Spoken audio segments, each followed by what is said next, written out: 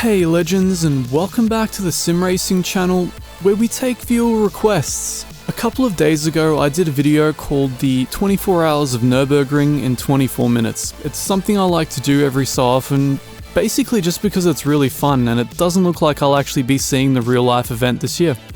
So based on that, a few of you guys asked, would I do a walkthrough video of the Nürburgring? The answer to that is evidently yes, sure, why not? So this kind of content is the sort of thing I truly like doing. As fun as current affairs are to cover, as much as you guys like clicking on things about why people dislike iRacing, fundamentally the reason I'm into sim racing is just the joy of driving and basically sharing that with people and how to extract more joy, more performance, and just more fun overall out of the experience. So here we are on the Nürburgring Nordschleife. This is probably constitutes about 80% of my overall sim racing time investment. It's probably the track that I know the best out of any of them in a virtual sense.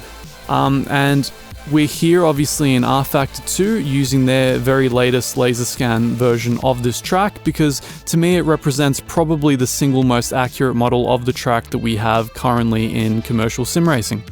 So here we are at the pits, so we're just going to be dealing with the Nordschleife today. We'll leave the GP circuit for another day because it adds its own complexities and setup elements that we don't really want to deal with today. So today is just the Nordschleife. If you find yourself training for it, maybe one day you want to go on a Touristfahrten day at the Nürburgring, this is what you'll be encountering. You probably won't be encountering it in a Corvette C7 GT3 car like we are today, but all the same, many of the same principles remain. The way that we're going to tackle this is with 2 laps. We're going to do one out lap where I basically drive through very slowly explaining to you guys the approach for every corner, how you want to tackle it, the lines, the potential gearing, and then once we get the car warmed up on the final straight, we'll go in for a flying lap and you guys will get to see roughly how it would look like if you take it in a speedy fashion. Now before we get into the laps, make sure to smash that subscribe in order to stay up to date with all future sim racing news and guides. And without further ado, let's get to it. Alright, so here we go, leaving the pits. Unfortunately, we have to give a miss to T1 because we're not approaching it the way that we would coming off a back end of another lap. So you'd be doing this in second gear. You would brake hard at the crest, try not to lock the brakes. You would come in apex right here, get on the power gradually. You can grab a little bit of the curb, a little bit if you need it, but you shouldn't be aiming for it. It's a high curb. It can destabilize the car. You can fly out wide. It can be a bad time for everyone. It's the Nürburgring. Generally, most curbs stay away. So we're going flat here, flat. I think we would generally be in either 3rd or 4th gear depending on the car. So you would take this either flat or with a slight lift before the turn in. Now we're going flat through here, going flat, we'll be in 5th gear at this point. Our braking point is just as we start to turn in.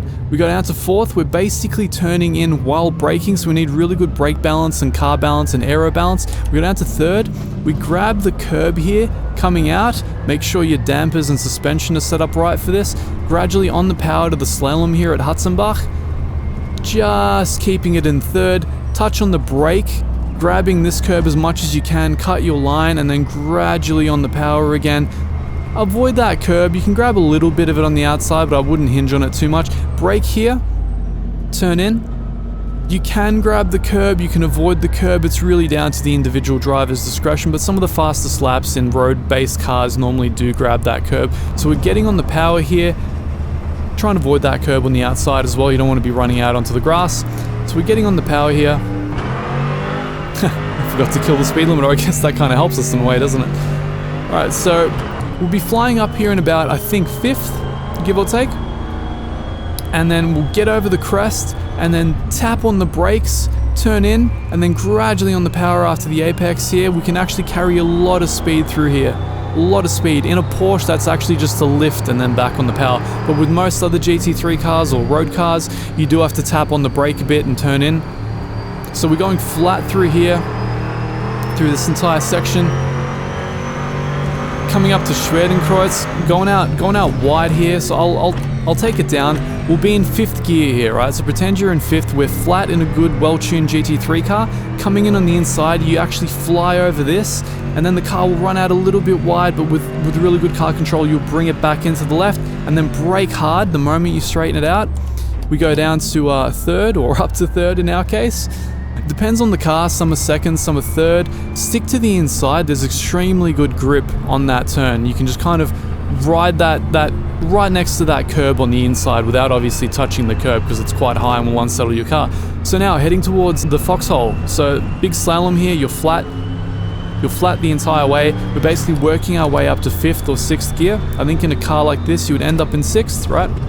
So flying through, if you don't want to kill yourself here and you're in a road car, you would lift just before the compression. You would lift and just coast, and then gradually on the power here. But in GT3, this is all flat. You would brake right here at the sign, take it down to 5th, which is struggling to get me up the hill at the moment, but pretend you're in 5th, right? So we're in 5th, flying through here, and then bam, bam, so we're in 5th, we go down to 3rd for this, surf the throttle gradually, and then brake hard again, go down to 2nd. This will throw us out a little bit towards the middle of the road and we'll pull it in with trail braking, right? We'll stay in 2nd and then lift and coast around, and then gradually on the power, and then using only as much of the curb on the outside as you need. Alright, so we're powering through here. We're coming up to sector 2 of the track. Good job for bearing with me so far. It's quite a lengthy one, this one, but we'll make it nice and interesting.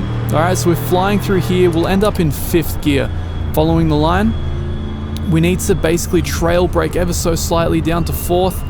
Get on the inside apex there, gradually back on the power, try and avoid the grass here because it will pull you out wide, it will be horrible. Down to 3rd for this, use the amazing grip on the inside. Don't travel out too wide, just to apex at that curb right there on the outside. So we'll be, I think, in 4th here and then brake down to 2nd in this car. And this one, you've really got to use trail braking all the way into the apex, which is right here, and then gradually power out. So we're basically trail braking the entire way around that corner. Flat out through here, we make our way up to 4th, we lift right here and we coast through, and then on the power the moment we hit that compression, right, we're in 4th, trail brake in ever so slightly, pivot the car in, and then surf the acceleration out, feel it out. rFactor will really let you surf the car on the limit. It's one of my favorite simulators. Brake hard right here, just before the curb.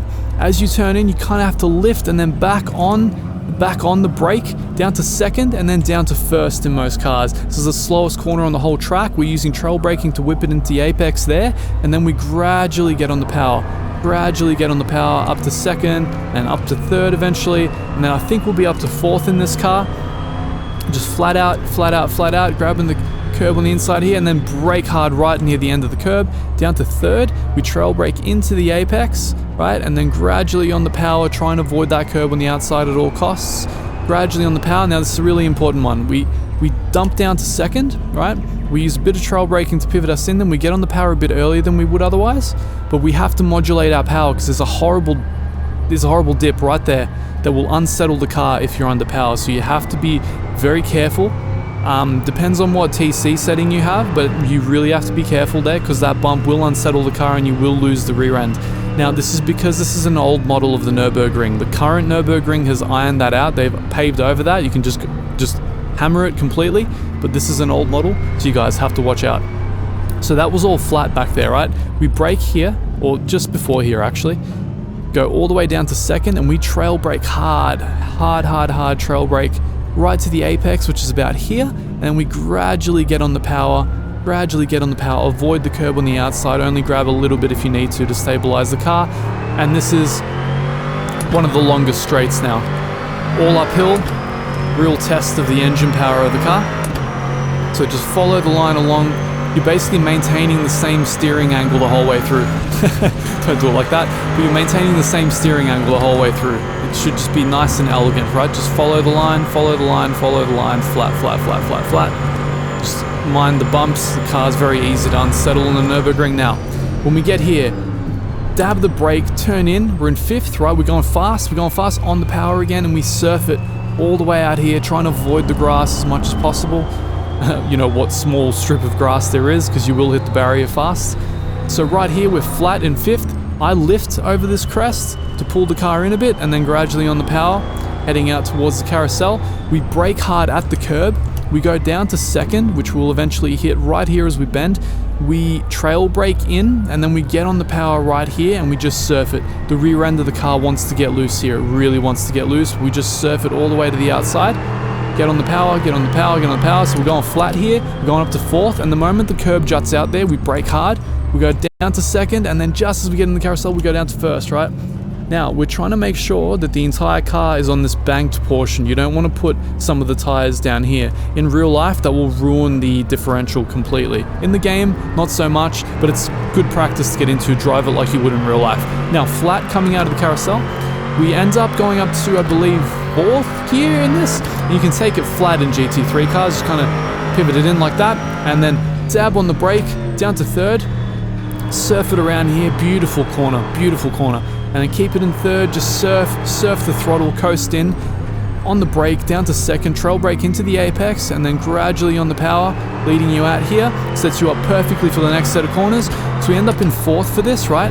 We turn in, and then we lift, and then we brake, dab on the brake, bring the car in, and then we try and cut through.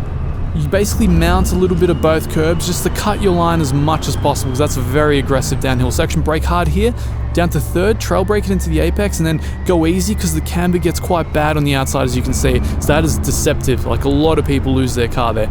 Brake hard, down to 2nd, pivot the car in, and then gradually get on the power, just surf it. You can actually do this in 3rd, my bad.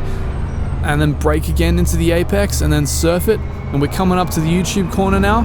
So you can use quite a bit of the runoff there on the outside.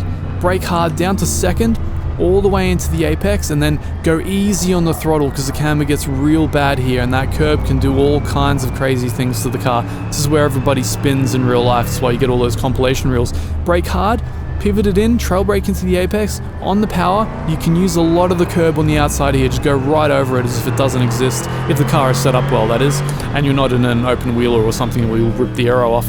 So getting hard on the power here, we go up to I think either 5th or 4th, and then we can actually go flat, and we brake the moment we hit that compression. So that's a jump. You'll jump over that, hit the compression, go down to 4th, and then just surf it in. Just surf it around.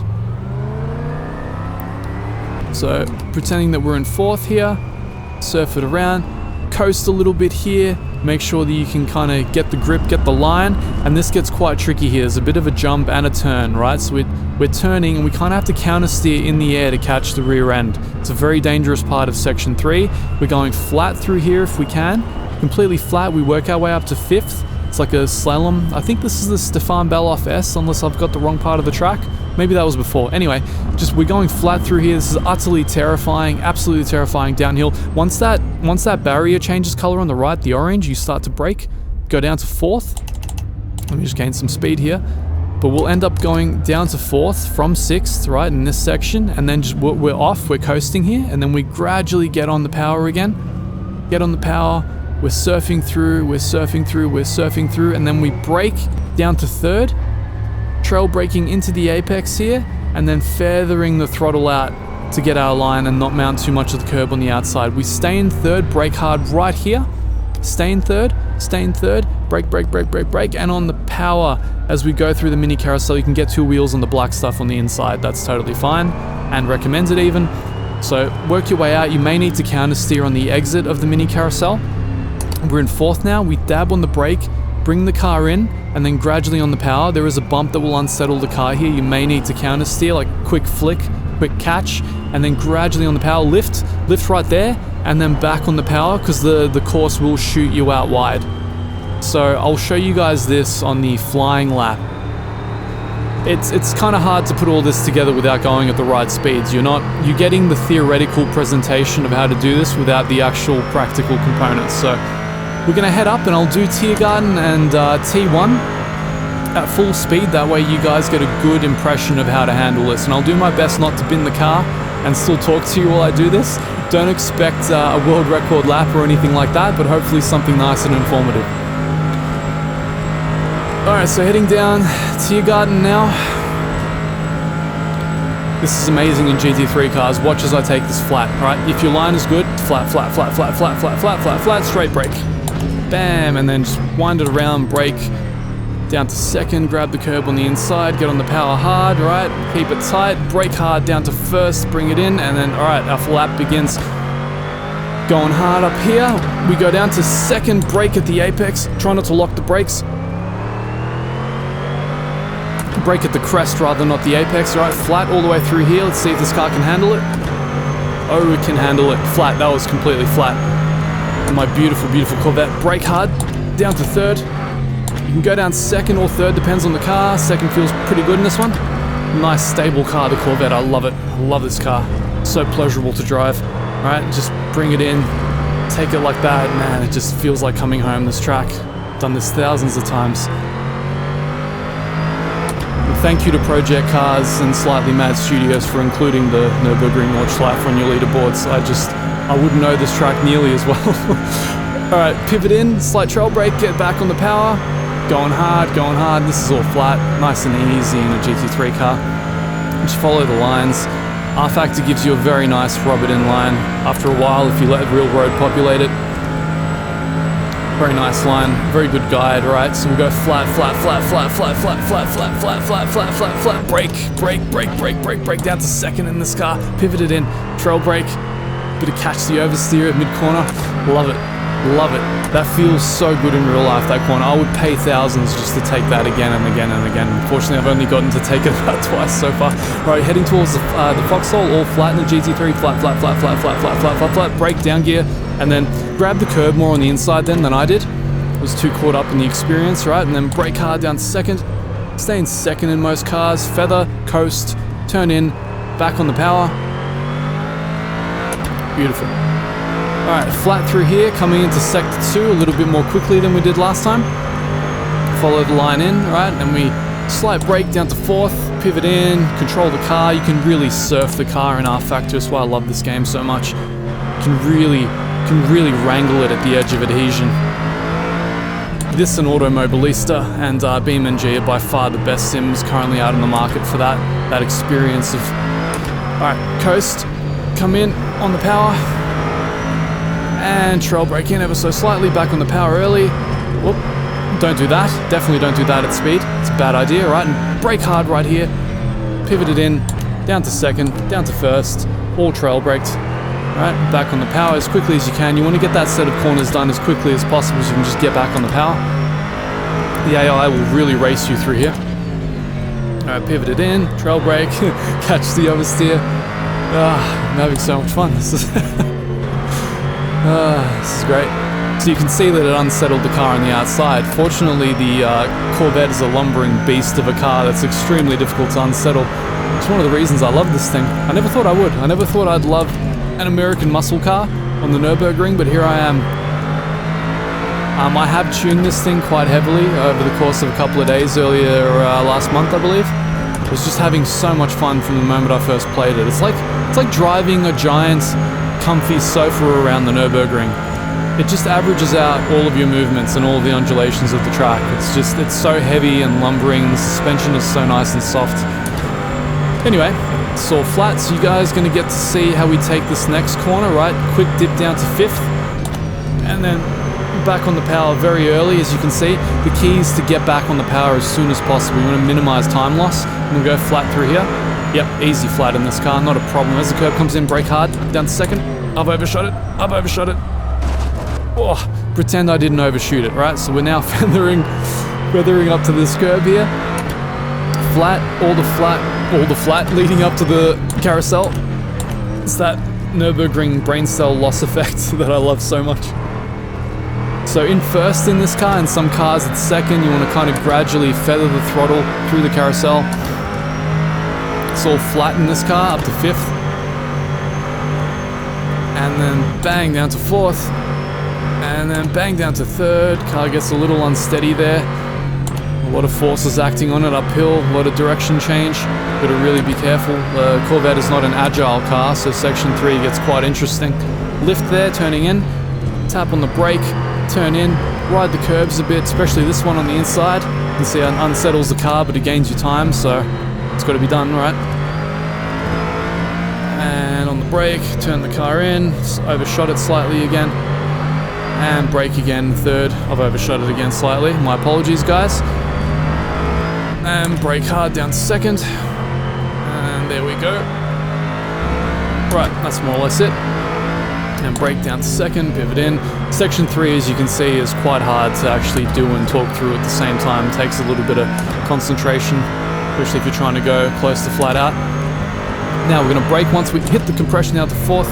Turn in, Just feather it around, lift a bit, yep, back on the power, and you get to see the mid-air drift here, right? Whoop, hey, good stuff. Still flat in this car, easy flat, much easier than the Porsche. Car just kind of sinks into the camber, into the compressions, and brake once the curb changes, right, down to fourth, back on the power, surf it in, brake, third, turn in, get on the power, surf the car, brake, stay in third, mini carousel, take it 2 wheels on the black stuff, get on the power there, try not to spin on the exit, the rear end will try and step out on you, right?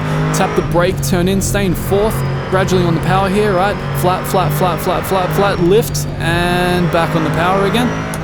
You do need to lift, you have to lift in these cars. There's a bump there that will shoot you out wide, because it's the Nürburgring and they love to do that, and of course they let the public drive there, because why wouldn't you? Only place in the world this is the thing, right? So my apologies for those few places where I ran wide. I got a little bit too carried away in my excitement, but I hope between these 2 laps that you guys have gotten a reasonably decent impression of how to tackle the Nürburgring Nordschleife. Feel free to rewatch this video as many times as you need. Feel free to send it to your friends who are struggling with the same track. I know that a lot of people, they really do struggle with this one simply because it's so dynamic and so long. But being a guy that got into this from rally, I mean, to me, this is the closest thing to a tarmac rally in track driving, so clearly it's going to be my favorite track, right? And across the line for a horrific time. Well, in spite of that being pathetic, I hope you guys got a good impression of how to tackle the Nürburgring Nordschleife. I'm almost tempted to go in for a 3rd lap and talk you guys through that, but I'm gonna pull myself aside and I'm just gonna put this video out there and see how it goes. Let me know what you thought of it. Let me know if it helped answer some of your questions. If you have any more questions, don't be afraid to put them in the comments below. Make sure to smash that subscribe, hit us up with a like. You know, the more that you guys engage with our content, the more the algorithm knows that you want to see it, you want other people to see it, and it helps us out a long way towards creating more stuff in the future. So until next time, I'll see you guys later.